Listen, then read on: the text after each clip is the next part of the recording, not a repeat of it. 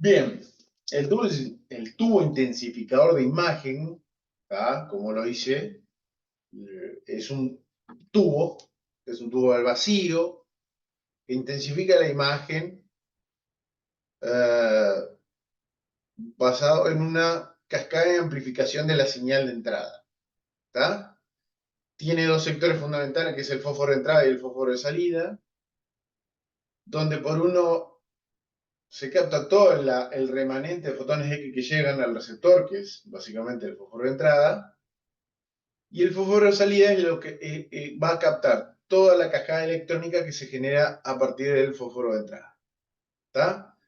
Que luego esta cascada de electrones, que son acelerados y focalizados hacia el fósforo de salida, son convertidos en luz, en fotones luminosos, y después, bueno, esto es una señal analógica que se convierte en digital, de alguna manera u otra, o con una cámara de video directamente enfocada al fósforo de salida, a la parte del fósforo de salida del tubo, básicamente, o con un CCD acoplado justamente a este centellador que tiene el fósforo de salida. ¿Ah?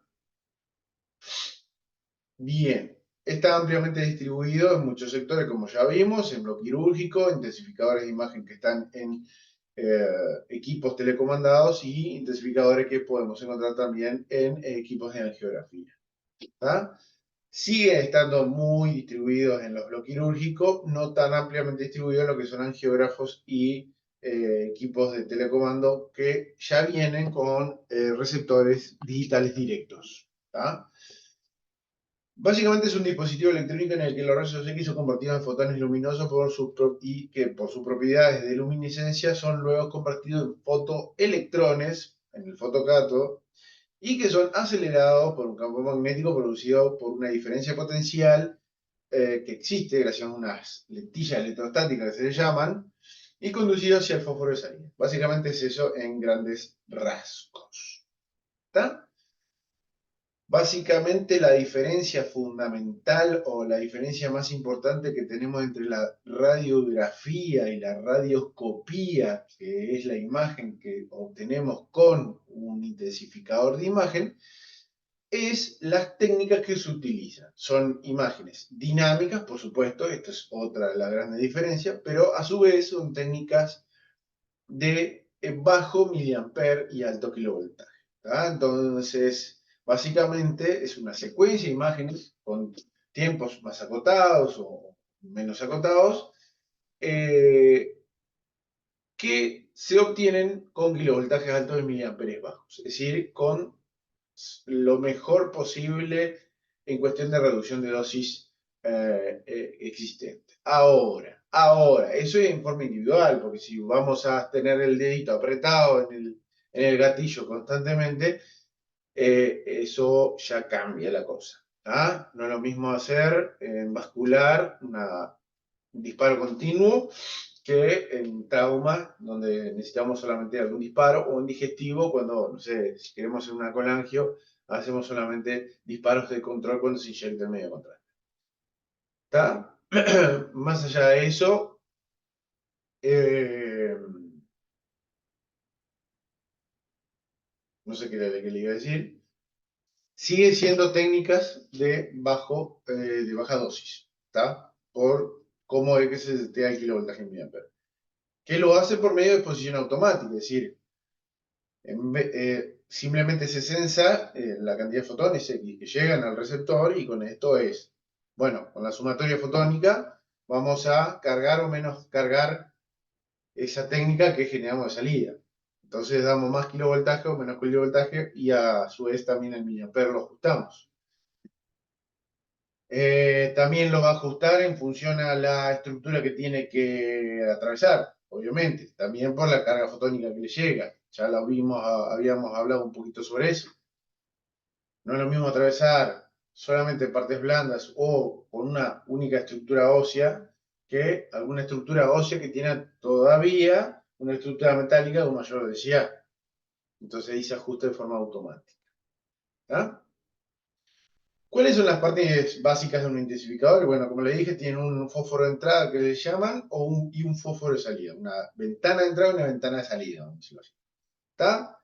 Es un tubo de vidrio al vacío que proporciona dureza, rigidez a toda esta... en realidad es un tubo de vidrio al vacío con bastante grueso, que es rígido, que tiene muchas estructuras por dentro, mantiene las estructuras dentro y al vacío, ¿tá? Pero a su vez también tiene obviamente toda una carcasa metálica por fuera que protege a ese tubo que está al vacío. El elemento fluorescente de entrada generalmente está conformado por yoduro de cesio, ¿tá? Donde es la primera capa donde impactan los fotones X y que luego esta misma capa convierte esos fotones en luz visible, en fotones de luz. ¿Tá? Como ven acá, tenemos una pantalla luminiscente. Yoduro de cesio básicamente es un centellador, lo que convierte a los fotones X en luz, pero obviamente en mayor cantidad. Empieza a amplificar la señal desde aquí, desde el vamos, donde la carga de luz es mayor por cada fotón que llega. Luego, en el fotocátodo, estos fotones luminosos son convertidos en electrones, ¿tá? Que son focalizados y acelerados hacia el fósforo de salida que vemos acá. ¿Tá? El fotocátodo, ¿tá? Es el que produce toda la máquina, el que por fotoemisión, ¿tá? Que generalmente es de cesio, es una capa metálica de cesio y antimonio, ¿tá? Es la que por fotoemisión básicamente convierte esos fotones de luz en electrones. ¿Tá? El número de electrones emitidos por el fotocátodo es directamente proporcional a la cantidad de luz que incide en él. Por lo tanto, el número de electrones es proporcional a la cantidad de rayos X incidentes. Es decir, ¿qué quiere decir proporcional? Que cuanto más cantidad de fotones X llega, más cantidad de luz se produce por el centellador y más cantidad de electrones son generados por el fotocátodo. Ahora, igualmente hay una amplificación, porque la cantidad de luz que se genera por cada fotón que incide es mayor. ¿Tá? Los electrodos de enfoque o las lentillas electrostáticas, como vemos acá, son bobinas que generan una corriente de repulsión y a su vez, entre ellas, como tienen cada una un potencial único, ¿tá? Que es cambiable, generan una diferencia potencial que hacen que los electrones que salen del fotocátodo se aceleren hacia el fósforo de salida e impacten en el fósforo de salida. ¿Tá? Luego tenemos el elemento fosforescente salida, que básicamente es sulfuro de zinc y de cadmio activados con plata. Generalmente, digo, pueden haber otras variantes, pero generalmente es esto. ¿Tá? Y que al chocar estos electrones, convierte estos electrones en luz. ¿Está? Y luego el camino que sigue esta luz puede ser diferente como ya vimos. ¿Está? ¿Qué tanta es la amplificación? Y bueno, se dice que unas 75 veces. ¿Está? Cada fotoelectrón que llega al elemento fluorescente de salida produce al chocar en él unas 75 veces más fotones de luz que lo que fueron necesarios para crearlo. ¿Está? Como vieron acá, por cada fotón incidente hay 1000 fotones de luz visible que se generan. Por cada fotón de luz visible se generan 50 fotoelectrones y por cada fotoelectrón se producen unos 3000 fotones de luz visible. Es decir, es una amplificación gigantesca. ¿Tá? El cociente entre el número de fotones de luz que se producen en el elemento fosforescente de salida y el elemento fosforescente y el número de fotoelectrones que se producen entre el elemento fosforescente de entrada se le llama ganancia de flujo. Es un concepto que nos determina qué tanta amplificación en la señal tiene mi tubo intensificador de imagen. Cuanto mayor ganancia de flujo, mayor es la luz que se genera en el elemento fluorescente de salida por cada fotón incidente. ¿Está? Eso es la ganancia de flujo. Y tenemos también otro parámetro a tomar en cuenta que se llama ganancia de reducción. Es decir, que es el cociente entre el cuadrado del diámetro del elemento fosforescente de entrada y el cuadrado del diámetro del elemento fosforescente de salida. ¿Tá? Si tenemos dos círculos, si tenemos los diámetros de estos círculos, el elemento de entrada y el elemento de salida, y lo elevamos al cuadrado cada uno, si hacemos el cociente entre todos, tenemos la ganancia de reducción. Y el producto entre la ganancia de reducción y la ganancia del flujo es la ganancia de brillo. Es decir, con esto determinamos realmente cuál es la ganancia de brillo que obtenemos con un determinado tubo, con un determinado diámetro del elemento fosforescente de entrada y un elemento fosforescente de salida. Ah, básicamente explicado a grandes rasgos lo que dice todo acá. ¿Ah? Generalmente los fosforescentes de salida, los elementos de salida, las ventanas de salida son de entre 2,5 y 5 centímetros de diámetro estándar y entre 10 a 35 centímetros para la ventana de entrada. ¿Tá? Para que tengan una idea. Entonces, si llegamos a los cálculos en forma estándar, hay una ganancia de brillo de unos 5.000 a 20.000, ¿tá? Y obviamente tiene una vida útil, a medida que se va utilizando, los fósforos se van degradando y esto genera cada vez una ganancia de brillo menor por justamente esa ganancia de flujo que disminuye. ¿Tá? Bien. ¿A qué se refiere con intensificador de imagen multicampo? ¿Qué pasa? No solamente nos genera una imagen dinámica y amplificada en señal con bajas dosis de un determinado sector, sino que también podemos amplificar de manera, yo diría que es como que si fuera como un juego óptico que se genera en el intensificador de imagen, cambiando la, eh, cambiando la potencia de las lentillas electrostáticas. ¿Está? Lo que hacemos es generar diferentes gradientes de valores de potencial de cada una de las lentillas y con esto cambiamos el punto de foco, ¿tá? De ese cruce geométrico que se genera de la imagen para generar amplificación de la señal de un determinado sector. Podemos decir a veces que son multifocos porque tienen 2 o 3 focos, es decir, donde los diámetros se reducen y la amplificación es mayor.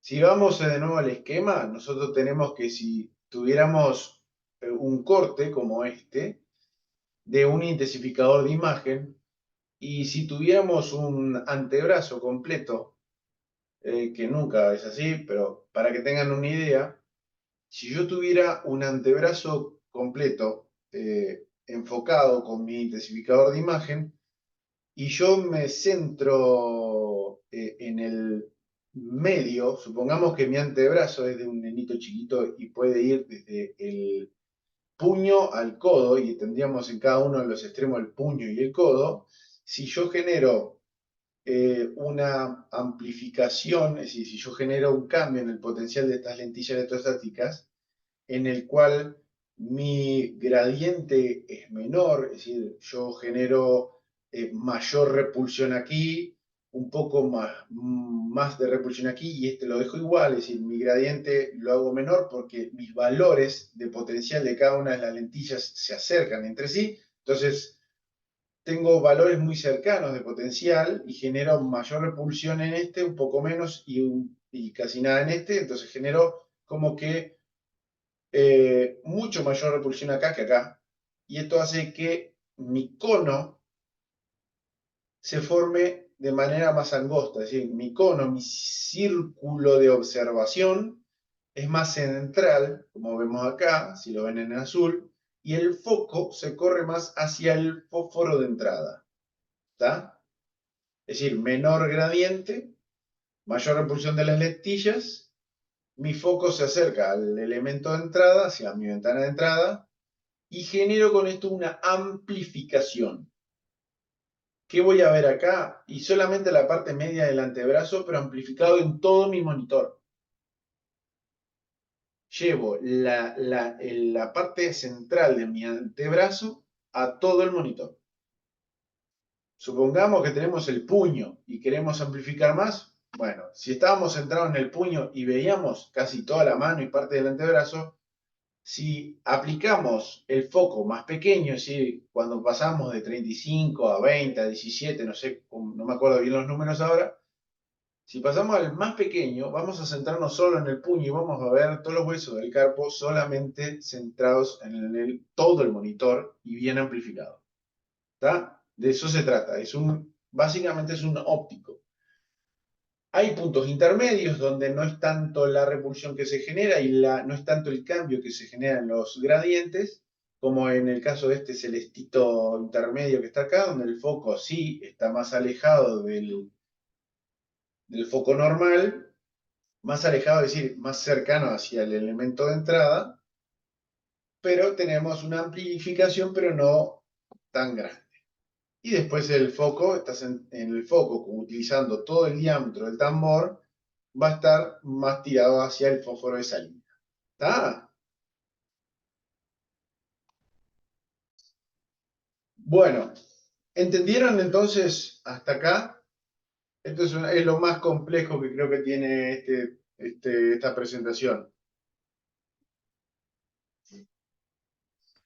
Sí, sí, o sea, creo que sí. Es muy importante saber qué pasa con el foco cuando yo aplico menor gradiente y cuando yo tengo mayor gradiente. ¿Está? Cuando yo tengo más repulsión o menos repulsión en alguna de las lentillas. Eso es importante. Si yo doy más carga repulsiva acá, hago que este cono se achique.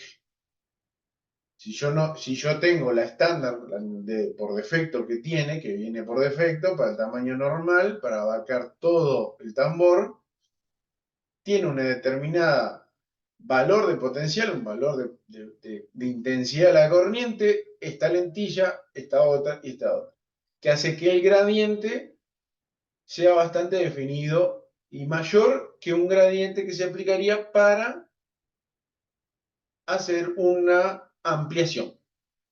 ¿Está? Chicos, no me acordaba que esta era la última diapositiva. ¿Dudas hasta aquí? ¿Dudas de lo O que sea que, acabamos de ver? ¿Quién habló ahí?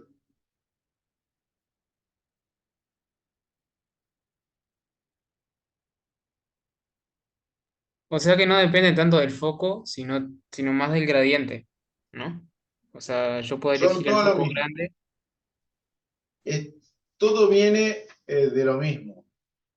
Eh, el foco se cambia porque las lentillas cambian su potencial. Porque las lentillas tienen otra carga, cada una.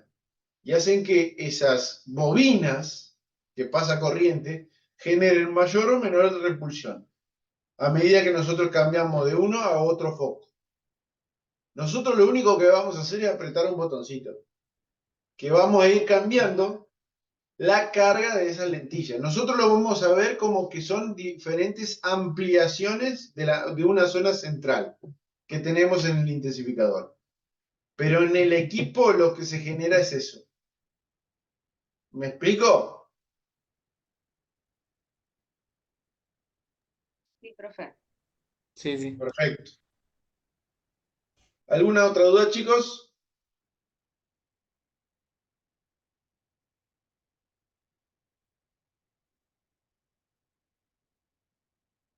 Yo tenía eso, ¿no?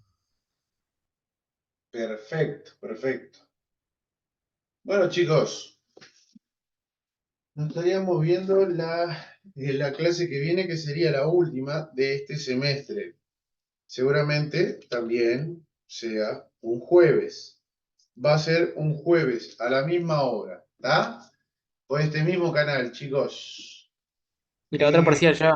O, Después, no me acuerdo cuándo era que estaba el parcial marcado, pero creo que para esa semana era, ¿no? Profe, no, Sí, por si me escucha, el jueves que viene tenemos parcial